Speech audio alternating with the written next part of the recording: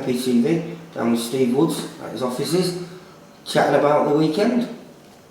Fantastic weekend, mate, again for you. Yeah, it was. You know, I'd like to have a few more on the Manchester building too, but obviously with being a pay-per-view, there wasn't the room for it there. But Scott Fitzgerald made his professional debut after waiting a while because he's had an operation on his hand, but that's all cleared up now, and he managed to get a third round stoppage against a kid who did come to have a fight, so it was nice to get him off on a winning ways with a stoppage. And you know, Scott's going to be kept busy. He's going to be out on April the 2nd and I believe on May the 7th as well, so you know, there's a talent coming through and everyone's going to get to see him over the next few months. Well, was the Commonwealth champion one as an amateur?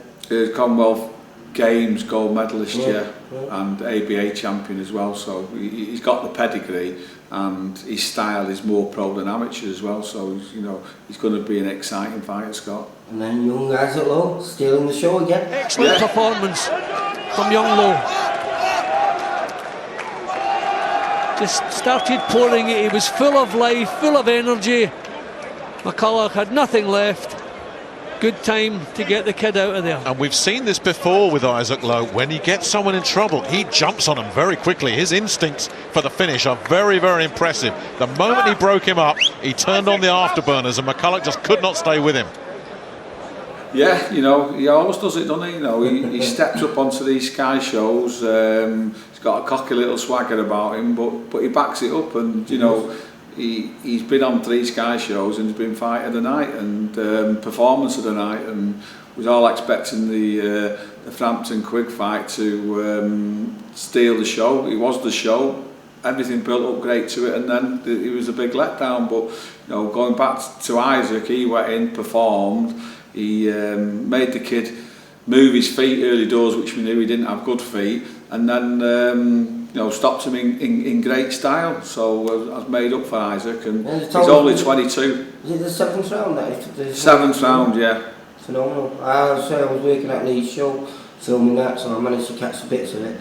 And the Frampton fight, I only started watching it from round 8, so for me, no, you did okay there then, because you know, I don't know what was in Scott's head, but even his own fans were booing him in the 7th round. It was it was boring, to be honest with you, and you know, it could be a black eye for pay-per-views because the undercard wasn't bad as in the fights, but there was no great big names on it. Everything was about that main event, and for 8 rounds it stunk. That's all good though. Yeah. I mean, they turned it round, and obviously since then it's come out that Scott's had a broken jaw, which deflected a little bit of the criticism of him. But at the end of the day, you know, the boxers are paid to entertain, and it didn't happen for 8 rounds on Saturday night now. Saying that though, we've got a few good fights coming up before our show on the 19th. We've got a big show on the 19th, but you know, a few of the kids are out on the 5th at Pat Barrett's show, so we're looking forward to that. You know, Matt Ryan, Zelfa Barrett, and Alex Rutter's on that show. Ben's on ours on the 19th, which we'll talk about in a bit. And obviously on the 12th of March, it's the big one. Terry Flanagan goes into banding country in Liverpool and takes on Deddy Matthews. I know, I'm smiling, mate. It's what I've been looking forward to, that, mate. Yeah, we're all looking forward to it as well. Obviously, I repeat myself, we didn't particularly want to go to Liverpool. Not that we were bothered about fighting Deddy Matthews in Liverpool. We were bothered that Teddy should be built up home in Manchester, but he wasn't to be, so we go to Liverpool.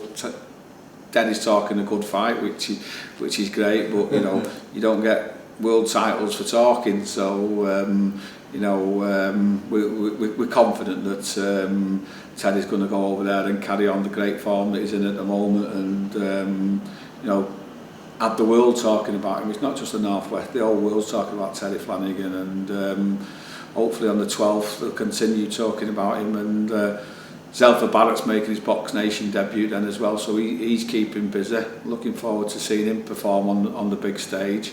And then on the 19th, back to Manchester with a packed undercard.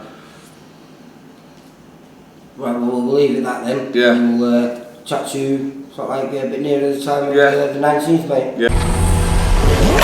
Thank you.